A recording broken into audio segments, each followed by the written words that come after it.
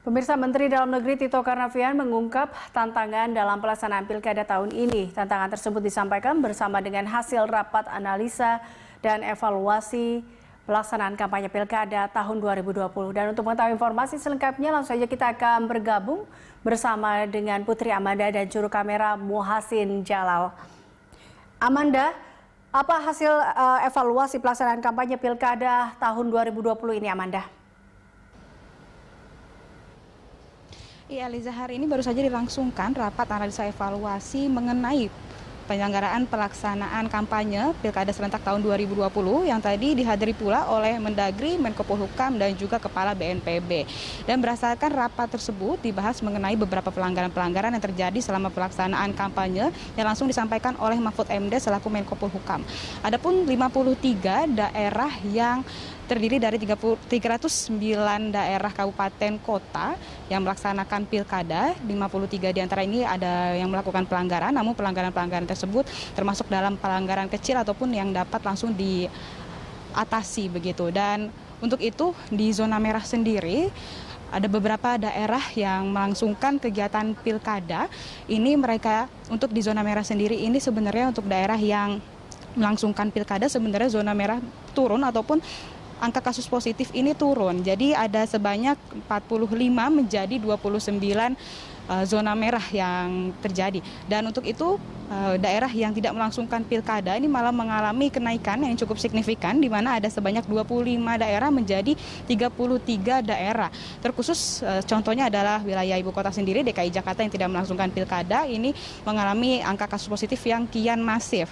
Ini berarti masih ada protokol kesehatan COVID-19 yang harus dipegang teguh oleh beberapa elemen, termasuk dari masyarakat dan juga pemerintah.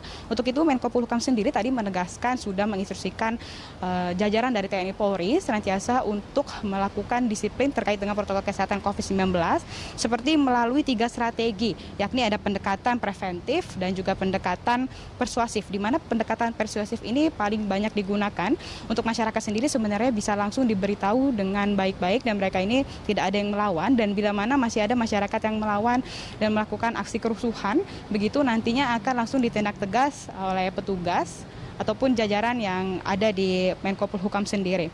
Untuk itu, dalam kesempatan yang sama, Mendagri juga menyampaikan beberapa poin-poin penting. Yang pertama ada pelaksanaan rakor di tingkat kabupaten. Untuk pelaksanaan rakor di tingkat kabupaten sendiri, Mendagri mengatakan sudah ada sebanyak 220 kabupaten yang memang sudah melaksanakan rakor secara rutin dan juga secara berkala. Namun masih ada sebanyak 12 rakor, maksud kami 12 tingkat kabupaten yang memang belum melaksanakan rakor dengan baik. Selain itu ada lagi mengenai Mendagri sendiri sudah mengapresiasi terkait dengan pasangan calon yang memang melakukan berbagai kegiatan kampanye dengan memanfaatkan metode kampanye secara daring ataupun secara virtual, seperti menjalankan kendaraan dengan ada layar-layar virtual yang mengisikan kampanye dan juga meletakkan titik-titik tempat cuci tangan di ruangan publik yang mudah dijangkau oleh warga ataupun masyarakat, dan juga memberikan masker yang mana contohnya adalah masker yang digunakan ataupun yang diberikan ini berisikan gambar para pasangan calon. Untuk itu Mendagri juga meminta para pelaksana tugas dan juga pejabat sementara untuk menjaga netralitas selama pelaksanaan kampanye Pilkada tahun 2020. Nantinya bila ditemukan memang kepala daerah yang tidak menjaga netralitas akan langsung dilakukan tindakan-tindakan hukum.